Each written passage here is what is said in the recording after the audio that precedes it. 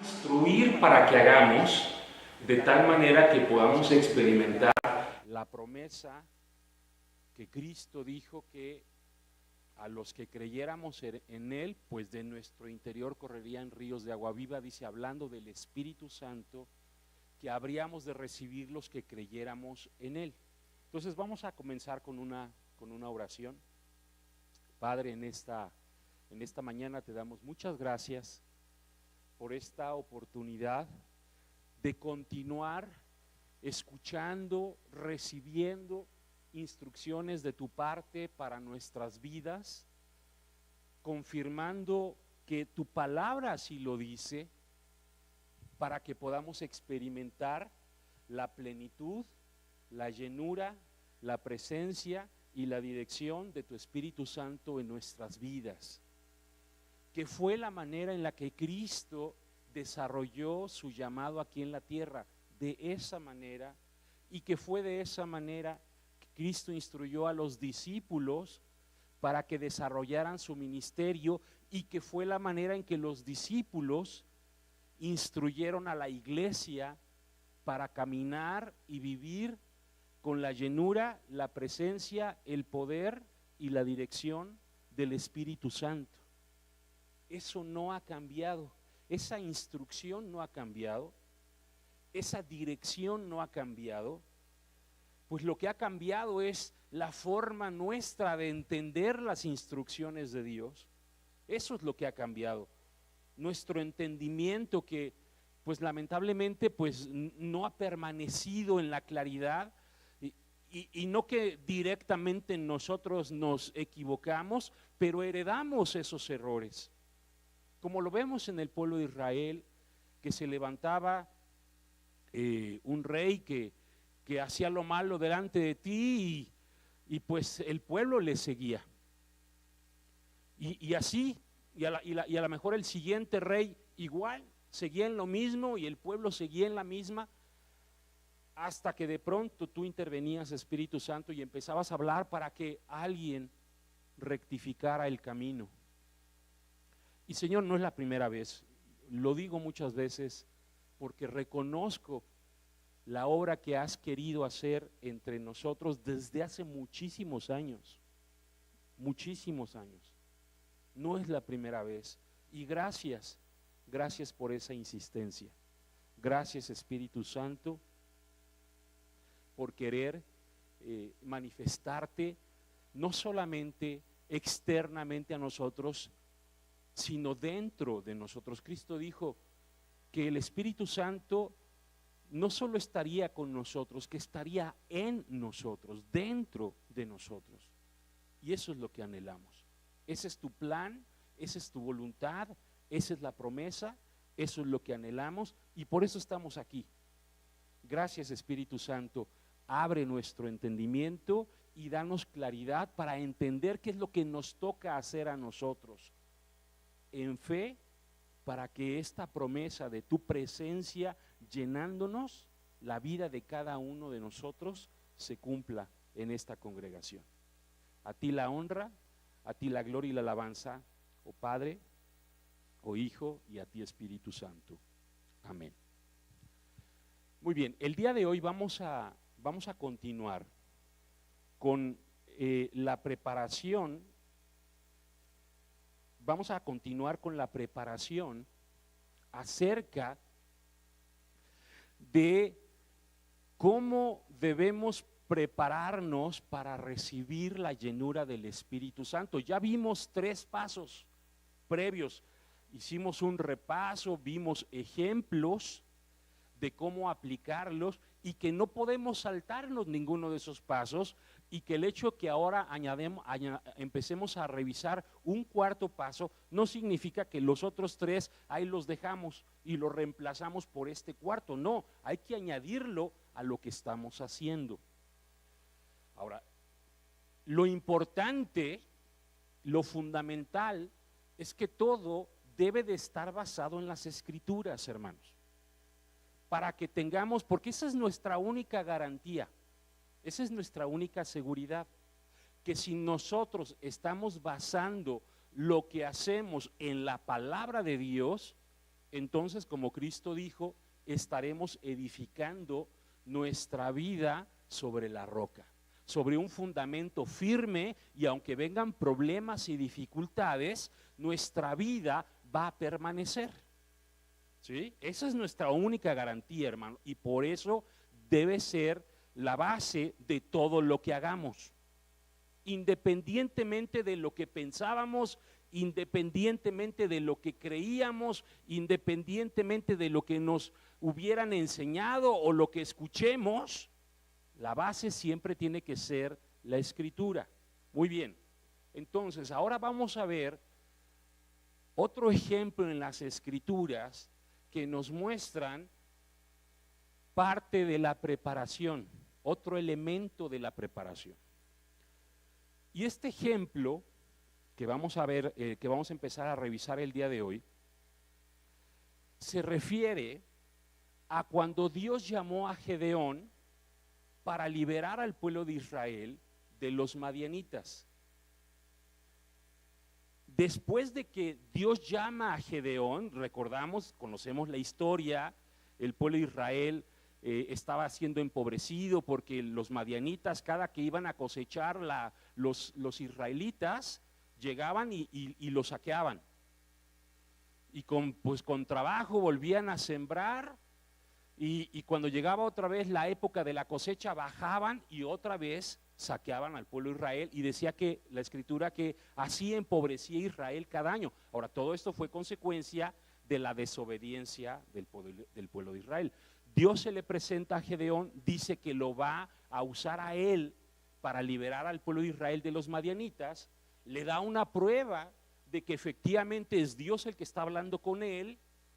Y después de que Gedeón ya sabe que efectivamente es Dios el que lo ha llamado, inmediatamente en ese mismo día Dios le dio una instrucción a Gedeón antes de llenarlo con el Espíritu Santo. Y vamos a leer esa instrucción, ¿cuál fue? Eso lo vemos en Jueces capítulo 6, del versículo 25 al versículo 32, y lo vamos a leer en la traducción El lenguaje actual. Jueces 6 del 25 al 32 en traducción en lenguaje actual. Dice: esa misma noche, la noche del día en la que Dios se le aparece a Gedeón, dice, esa misma noche Dios le dijo a Gedeón: ve al ganado de tu padre y toma el mejor toro, derriba el altar de Baal que tiene tu padre y destruye la estatua de la diosa Acera que está junto al altar de Baal. La familia de Gedeón, junto con el resto del pueblo de Israel, estaban en idolatría, en desobediencia a Dios. Y el padre de Gedeón, en su terreno, en su propiedad, había edificado un altar para Baal y una imagen para honrar a la diosa Acera. Eso lo tenía el padre de Gedeón en su propiedad, dentro de su terreno, dentro de sus tierras. Y lo que Dios le dijo es eso. Vuelvo a leer el versículo 25, la segunda parte: toma el mejor toro, derriba el altar de Baal que tiene tu padre y destruye la estatua de la diosa Acera que está junto al altar de Baal. Se adoraba a a dos dioses falsos, el padre de Gedeón. No eran los únicos dos que había muchos otros, pero el padre de Gedeón adoraba a esos dos. Verso 26: luego, con piedras labradas, edifica un altar en mi honor en la parte alta de la colina. Toma el toro, que ya vimos qué clase de toro era, el mejor. Toma el toro y ofrécemelo como sacrificio. Y fíjate bien, usando como leña la estatua que destruiste. ¿Por qué? porque la estatua de acera se hacían con árboles. En otras versiones o en otras partes donde se habla de las imágenes de acera, se habla de postes o árboles en honor de acera. Y entonces Dios dice: vas a derribar el altar de Baal, vas a construirme un altar a mí y vas a destruir la imagen de acera que está hecha de madera, y vas a usar la madera de esa imagen para ofrecer el sacrificio para mí. Sigo leyendo. Toma el toro y ofrécemelo como sacrificio, usando como leña la estatua que destruiste. Verso 27. Así que esa noche Gedeón se llevó a 10 de sus sirvientes e hizo lo que Dios le había ordenado. No se atrevió a hacerlo de día por miedo a su familia y a la gente de la ciudad, porque seguramente la ciudad iba y adoraba a Baal y a Acera en lo que había, en el altar que había ofrecido, que había construido su padre. ¿Sí estamos de acuerdo? Ahora se hacen muchas cosas en relación a la idolatría y se mueve la gente, ¿sí o no? Por ejemplo, el fin de año, yo me acuerdo de una casa muy famosa en donde se pone un nacimiento grandísimo. Creo que es por la colonia Marte. Y mucha gente de la ciudad van a verlo.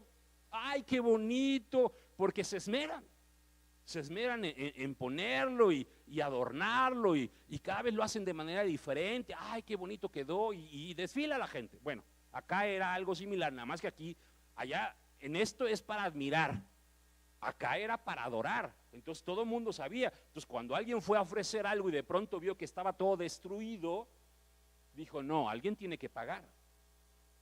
Dice, verso 27, así que esa noche Gedeón se llevó a 10 de sus sirvientes e hizo lo que Dios le había ordenado. No se atrevió a hacerlo de día por miedo a su familia y a la gente de la ciudad. Su familia era idólatra, ¿sí o no?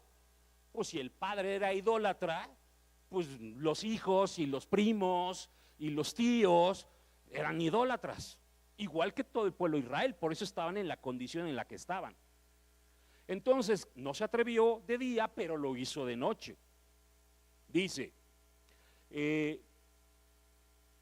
entonces, verso 28, a la mañana siguiente, cuando los habitantes de la ciudad se levantaron, vieron que el altar de Baal había sido derribado y que habían destruido la estatua de acera.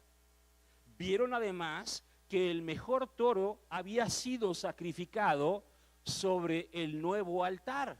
Ese nuevo altar, ¿a quién había sido dedicado? A Dios. Habían sido destruidos los otros ídolos y altares a los dioses falsos.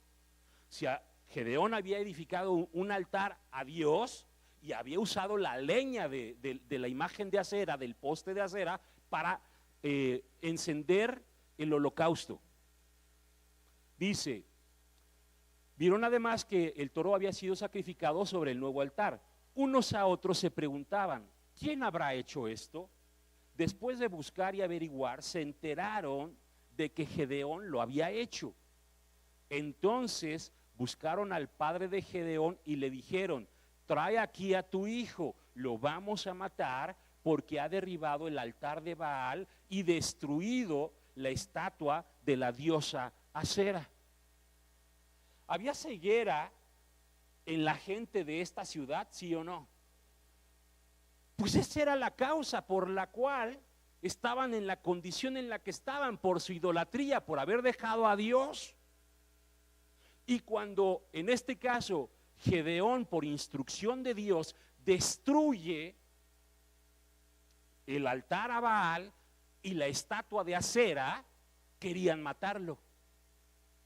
No entendían que esa era la causa de sus problemas y de sus males. que lo que tenían que hacer era seguir el ejemplo de Gedeón, pero no, dijeron, saca a tu hijo para que muera. Dice, verso 31, pero Joás les dijo a todos. Ahora, aquí fue Dios defendiendo a Gedeón, porque su padre, ¿quién era el que había edificado todos esos ídolos? Su padre. Pero Dios usó a su padre, que hasta antes de ese instante era idólatra igual que todos los demás, para librar a su hijo. Y Dios le dio sabiduría de cómo contestar. ¿Por qué? Porque Gedeón estaba siguiendo las instrucciones de Dios. Cuando nosotros seguimos las instrucciones de Dios, ¿quién nos respalda? Dios. Cuando no seguimos las instrucciones de Dios, ¿quién nos respalda? Nadie. Estamos abandonados a, como se expresa, a nuestra suerte, a las circunstancias, a expensas de lo que nos pueda ocurrir. ¿Por qué? Porque no estamos haciendo la voluntad de Dios. Pero cuando hacemos la voluntad de Dios, Dios nos defiende. Aunque los demás no estén de acuerdo con lo que estamos haciendo. El único que estaba de acuerdo con Gedeón en ese momento era su padre. Toda la ciudad estaba en contra de Gedeón. Sigo leyendo. 31. Pero Joás le dijo a todos, ahora resulta que ustedes están de parte de Baal y lo quieren defender, pues cualquiera que lo defienda que muera antes del amanecer. ¿Por qué? Porque si Baal es Dios, que se defienda a sí mismo. Después de todo, el altar derribado, ¿de quién era? Pues de ese Dios. Pues si Baal es Dios, que Baal se defienda, ¿no? ¿Por qué lo van a defender ustedes? O sea, o su Dios es tan débil que necesita que ustedes lo defiendan. Lo que está diciendo el padre de Gedeón es, si realmente Baal es Dios, capaz que ustedes se mueren, porque lo van a ofender, como diciendo, caray, ¿a poco necesito yo quien me defienda? ¿No me podré defender yo solo? Si realmente es Dios. Y entonces aplacó a todo el pueblo. Verso 32. Desde entonces le cambiaron el nombre a Gedeón, no su padre, el pueblo, la ciudad, le cambió el nombre y lo llamaron Jerubbaal. En su nuevo nombre estaba el nombre del ídolo. ¿Y qué significaba ese nombre? Dice, porque Joás ha dicho que Baal se defienda a sí mismo, porque el altar derribado era suyo. Otras versiones dicen que Baal contienda con él, que Baal se vengue. Cada que lo veían le decían que Baal se vengue de ti, porque tú derribaste su altar. Ya no le llamaban Gedeón, le llamaban Jerubbaal. ¿Y qué hizo Baal? ¿Qué le hizo Baal a Gedeón? Nada, porque era un ídolo. Era un ídolo que no tenía poder ni autoridad. Sí trajo maldición, pero porque era desobediencia a Dios, pero no tenía ningún poder. Muy bien. Dios le dijo eso a Gedeón. ¿Y quién tuvo que derribar el altar de Baal, derribar la imagen de Acera, edificar un nuevo sacrificio, edificar un nuevo altar y sobre él sacrificar? ¿Quién tuvo que hacerlo? Gedeón. Gedeón tenía que hacerlo. Ahora, igual y necesitó ayuda o no. Necesitó ayuda. 10 de los siervos de su padre les dijo, ayúdenme. Y entre todos lo ayudaron. E hicieron lo que Dios le había ordenado a Gedeón. Ahora yo les pregunto, hermanos, Si Gedeón no se hubiera atrevido, porque sí le dio miedo, porque sabía lo que podía pasar y estuvo a punto de pasar, ¿sí o no? Decía, no, el pueblo se me va a venir encima y no es que me van a dejar de hablar, no es que se van a molestar conmigo, me van a querer matar.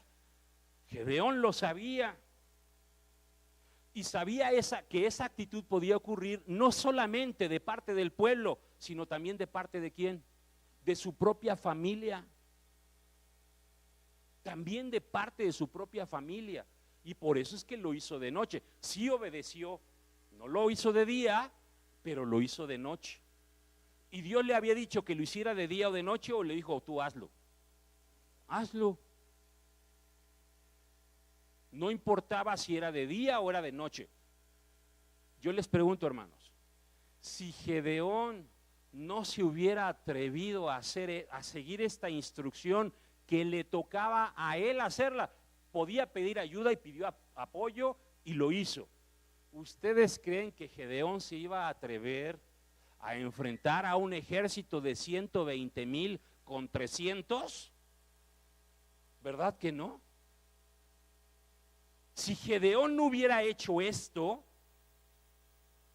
Dios hubiera dicho, no, pues este no quiere, este no se deja usar, este no me cree, este no está dispuesto a hacer lo que yo digo. ¿Para qué sigo mi plan con él? Tengo que elegir a otro. ¿No fue eso lo que hizo Dios con Saúl? Dios lo eligió como rey, pero de pronto Saúl dejó de obedecer a Dios. ¿Y qué dijo Dios? Pues voy a elegir a otro que sí me obedezca. ¿Sí estamos de acuerdo? Hermanos, las instrucciones que el Espíritu nos está dando ¿son opcionales o son cosas que espera el Espíritu Santo que nosotros hagamos? El Espíritu está esperando que nosotros obedezcamos. Si no obedecemos, lo que Dios quería hacer en nosotros y a través de nosotros lo va a hacer. Pues si no estamos obedeciendo esto, ¿cómo vamos a obedecer lo demás? Estos primeros 3 pasos, ¿requieren esfuerzo o no requieren esfuerzo? Sí requieren esfuerzo, pero es cuestión, vamos a repasarlos. Ay, tengo que levantarme antes. ¿Cuánto tiempo antes? 1 hora antes. Híjoles, estoy cansado.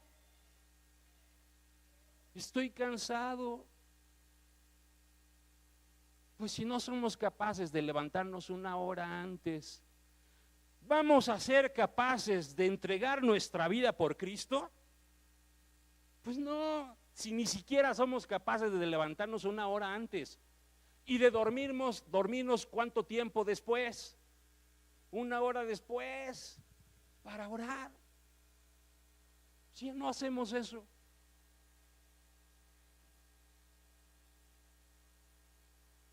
¿ayunar requiere esfuerzo, sí o no? Sí. Pero si no somos capaces de negarnos a nosotros mismos para ayunar, ¿con qué objetivo? Desintoxicar nuestra alma de los deseos de la carne y sensibilizar nuestra alma a los deseos del Espíritu. Si no somos capaces de ayunar 2 veces por semana, ¿vamos a ser capaces de negarnos a nosotros mismos en otras cosas más fuertes? Pues no. Claro que no. Necesitamos seguir las instrucciones de Dios. Y si alguien tiene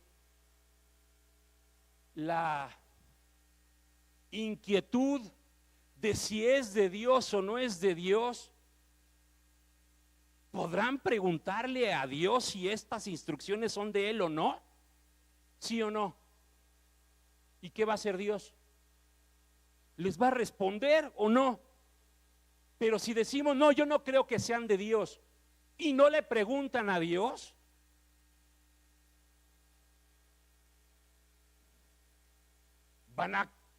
no van a hacer lo que dice Dios, y Dios se los va a brincar, ¿o no? ¿Quién te impide a ti preguntarle a Dios? Nadie. Si alguien no lo hace, ¿es por qué? Porque no quiere, o porque no cree que Dios le vaya a responder, ve tú a saber, ¿no? ¿Quién sabe? O porque piensa que pues, su razón es suficiente como para discernir si eso no es la voluntad de Dios. ¿Y a poco nuestra razón alcanza para discernir si algo es la voluntad de Dios o no? Pues no, no alcanza. No alcanza. Entonces, si alguien tiene inquietud, ¿qué debe hacer? Preguntarle a Dios. Y tendrá claridad y sabrá lo que tiene que hacer, ¿o no? ¿No estamos atados de manos? ¿O sí? Hagamos lo que Dios ha dispuesto a nuestro alcance para que podamos caminar en la verdad. Hagámoslo. Muy bien. Después de que Gedeón hizo lo que Dios le había pedido, Gedeón obedeció. Vemos en el versículo 33 y 34, que son los siguientes dos versículos de lo que estamos leyendo, se los voy a leer en la Nueva Biblia Viva. Mira lo que sucedió. Poco después, los ejércitos de Madián, Amalec y otras naciones vecinas se unieron para pelear contra Israel, como lo hacían cada año. Dijeron, ya es la época de la cosecha, vamos a atacarlos, que ellos siembren y que nosotros disfrutemos lo que ellos sembraron. Eso era un juicio de Dios, evidentemente. Sembrarás mucho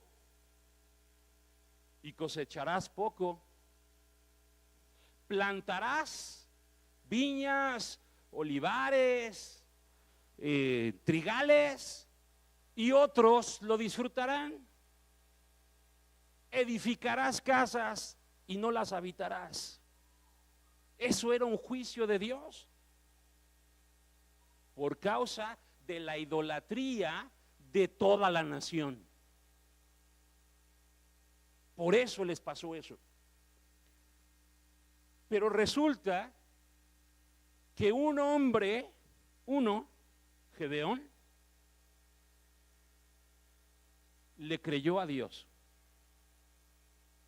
y se atrevió a hacer lo que Dios le pedía, aunque había riesgo para su vida.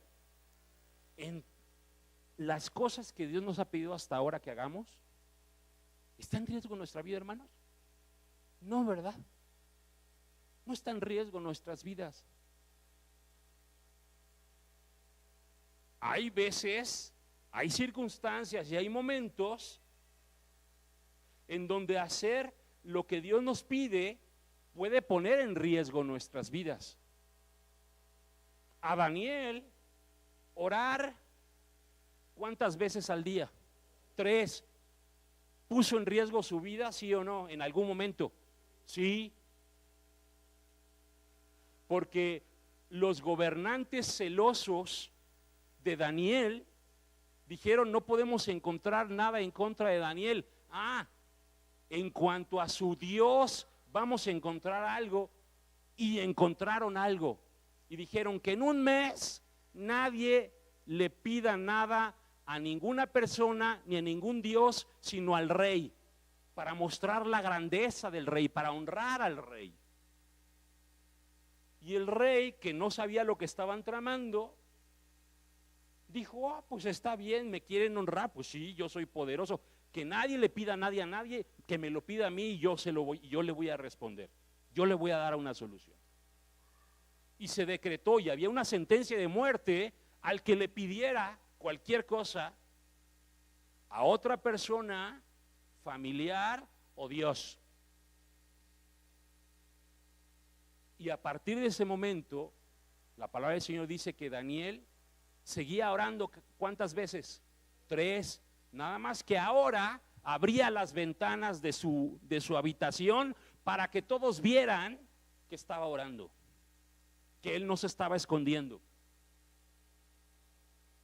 ¿Estuvo en riesgo su vida, sí o no?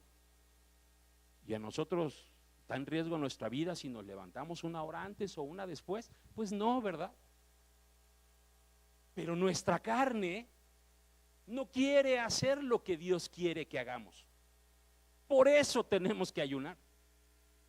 Porque no quiere. Está en contra, se opone, no se sujeta, no puede sujetarse. Y entonces, ¿quién tiene que sujetarla? Nosotros tenemos que sujetarla si queremos obedecer a Dios. Dice, poco después, vuelvo a leer Jueces 6, 33 y 34. Poco después, los ejércitos de Madián, Amalec y otras naciones vecinas se unieron para pelear contra Israel. Cruzaron el Jordán y acamparon en el valle de Jezreel, como cada año lo hacían. Pero ahora Dios tenía a alguien que estaba obedeciendo. Y mira lo que hizo Dios.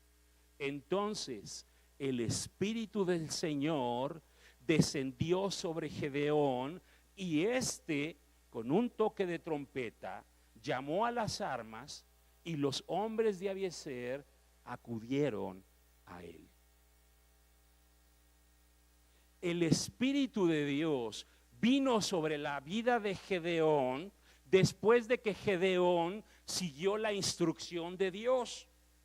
¿Sí estamos de acuerdo? Si Gedeón no hubiera hecho lo que Dios le dijo que hiciera, ¿habría venido el Espíritu de Dios sobre su vida? ¿Sí o no?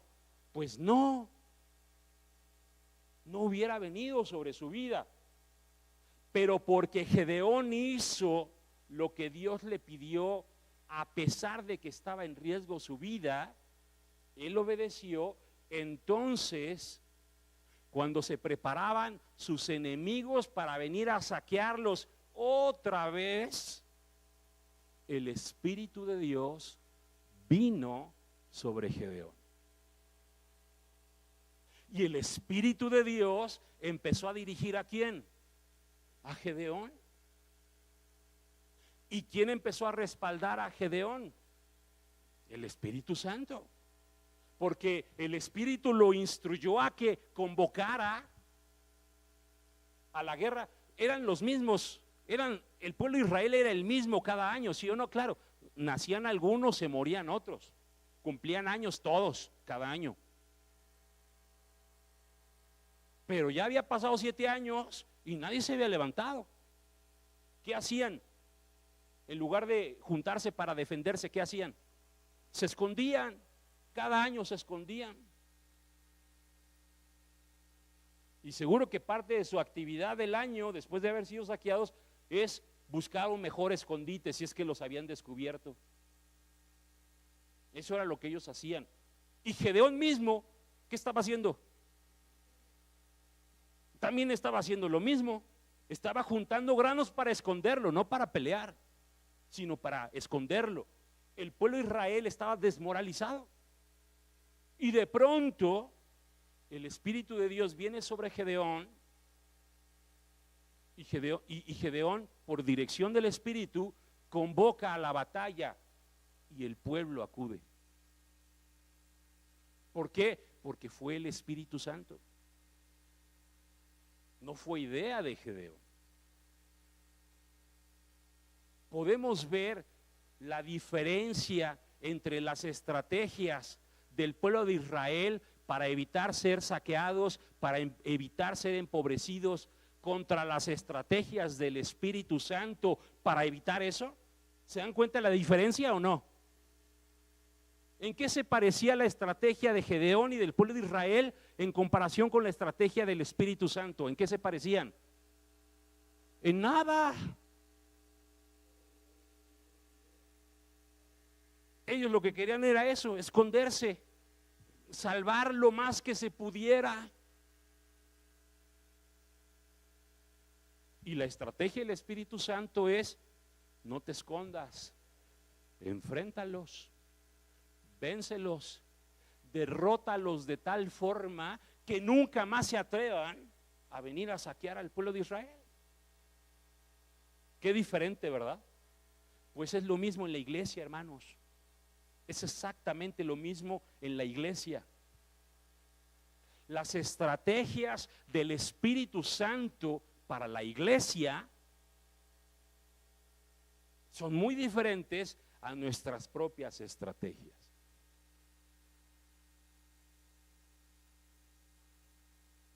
¿En qué se parecen nuestras estrategias a las de Dios? En nada.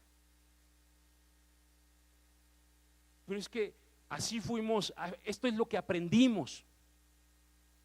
Esto es lo que llevamos haciendo por años. Pues igual el pueblo de Israel tenía 7 años escondiéndose y cada vez le iba mejor o cada vez le iba peor. Dice la Escritura que cada año empobrecía más. Por más que se esforzaban, cada año empobrecían más. Nuestras estrategias, hermanos, por más que nos esforcemos, cada día van a resultar menos, aunque nos esforcemos más. Y es que uno dirá, es que yo lo hago por amor a Dios. O sea, lo que hago lo hago por amor a Dios. Nadie está discutiendo que cosas que nos esforzamos por hacer es por amor a Dios o por agradar a Dios. Eso no está discusión. Claro, habrá quien hace cosas no por amor a Dios, sino para ser vistos por los demás, para competir contra los demás. Hay de todo. Pero hay quien lo hace por amor y se esfuerzan. Pero resulta que ese esfuerzo no rinde frutos, porque no es el plan de Dios. Si el esfuerzo que dedicamos, hermanos, si el esfuerzo que dedicamos, que actualmente dedicamos, lo enfocamos en seguir las instrucciones de Dios para preparar nuestra vida para ser llenos del Espíritu Santo, si ese esfuerzo lo dedicamos en la dirección que el Espíritu Santo nos está marcando, ese esfuerzo va a traer resultados, ¿sí o no? Claro que sí. Claro que sí.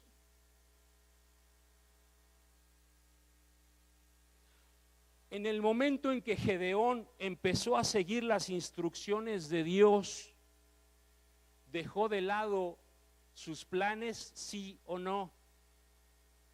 ¿O a poco seguía escondiendo grano? Dejó de esconder grano, ¿verdad? Dejó de buscar escondites, ¿verdad? Dejó de hacer todo eso y se concentró en lo que el Espíritu Santo lo estaba guiando a hacer. Conocemos la historia. ¿Dio resultado o no dio resultado? Claro que dio resultado. Y de una forma en que parecía imposible que pudiera funcionar. No voy a repasar toda la historia porque ya la conocemos, pero simplemente cuando convoca, cuando tocó el cuerno, ¿en dónde se escuchó el sonido del cuerno? Pues en la ciudad donde él vivía. ¿Y los demás cómo se enteraron? ¿Cómo se enteraron que había que juntarse para pelear? Ahora ya para pelear. Los de la ciudad sí, pero ¿y los que no estaban en la ciudad y no alcanzaban a oír? Dios le dijo a Gedeón que mandara mensajeros. Se tocó el cuerno para la batalla. Vengan. Y entonces salieron mensajeros para todas las ciudades. Se tocó el cuerno. Vengan. ¿Llegaron todos los que podían llegar? No. ¿A poco el pueblo de Israel eran 32,000?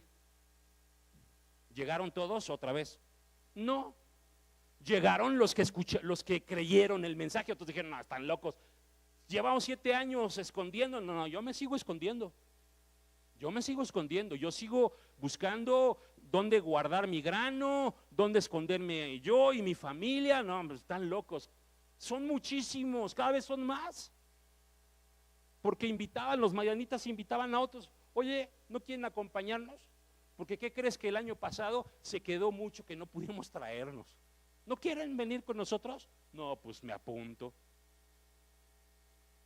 Vamos a saquear a Israel.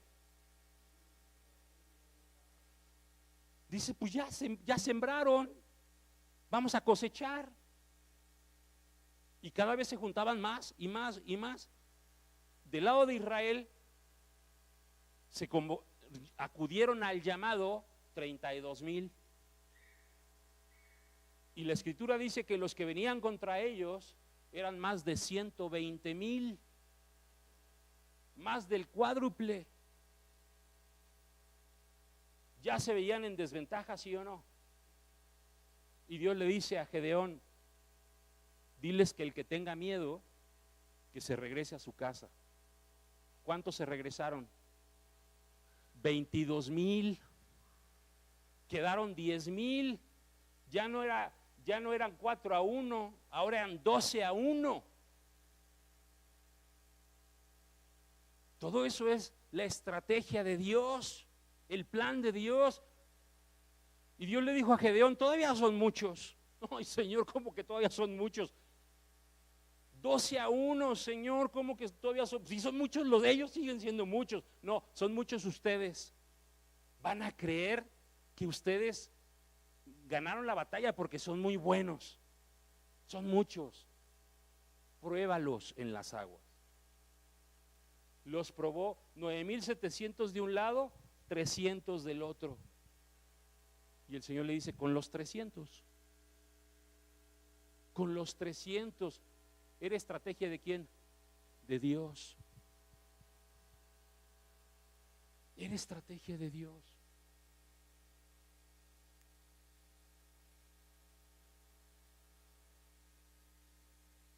No podemos, hermanos, no podemos pensar que nuestras estrategias están al nivel de las estrategias de Dios. No es así. No es así.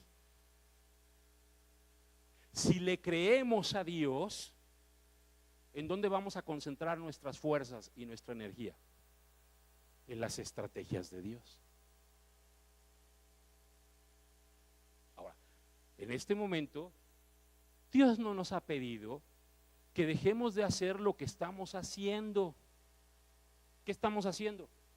Cada semana, ¿qué hay en las casas? Bueno, en algunas casas, ¿qué hay en las casas? Reunión de célula. Todos los domingos tenemos reunión ahorita y reunión en la tarde. Lo que Dios no diga que dejemos de hacer, no lo dejamos de hacer. Y lo que Dios diga que empecemos a hacer, ¿qué debemos hacer? Pues hacerlo. Es la estrategia de Dios. Es la estrategia de Dios. Pero es que eso, ¿cómo va a cambiar? Tú no te preocupes. ¿De quién es la estrategia? ¿Quién se tiene que preocupar que funcione? Dios. Y Dios no se preocupa, Dios se ocupa. Dios se ocupa en hacer que funcione en aquellos que le creen. ¿Cómo sabemos que le cree? ¿Quién puede decir yo le creo a Dios? ¿Cómo puede demostrar que le cree a Dios?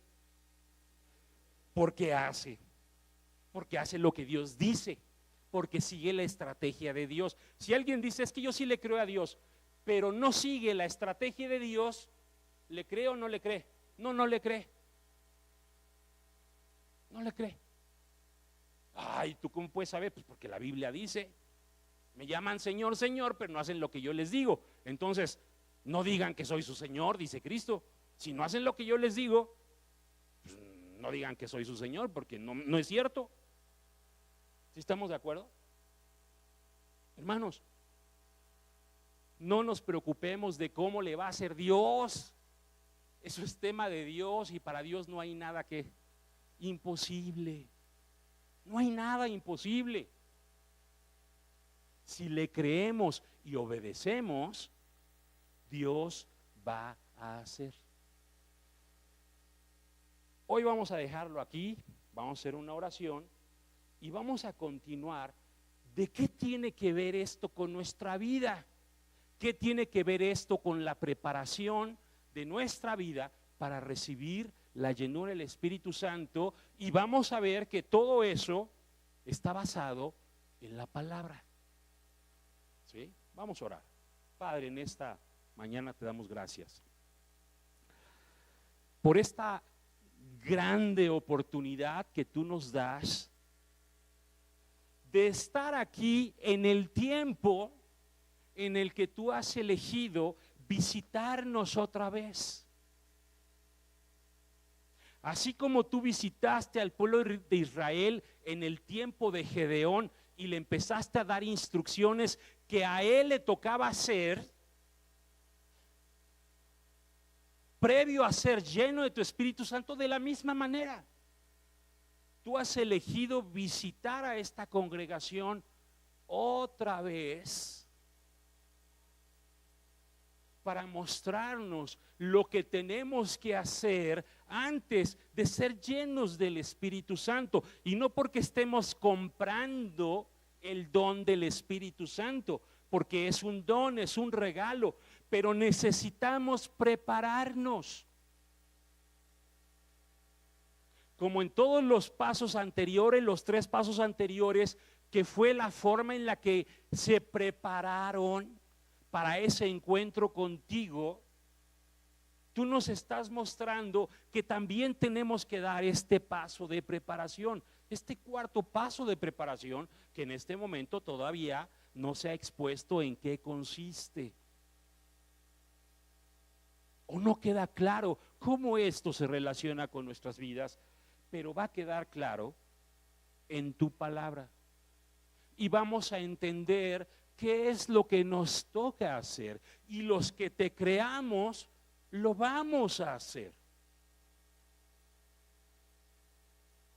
Y el que tenga inquietud de que si esta es o no es tu voluntad, que si realmente esto es instrucción tuya, este nuevo paso más los anteriores, tú le das la libertad de clamar a ti, y tú le vas a mostrar, y tú le vas a contestar, y tú le vas a enseñar, y podrá tener claridad y certeza de si todo esto son ideas mías o son instrucciones tuyas, Espíritu Santo.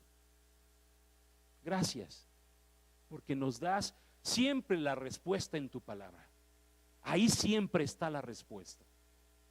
Y gracias que cuando seguimos las instrucciones de tu palabra, siempre cumples lo que tu palabra dice. Tú dices, clama a mí y yo te responderé. Y te enseñaré cosas grandes y ocultas que tú no conoces, o que tú no entiendes, o que no se te han o que no te has imaginado, o que no se te han ocurrido.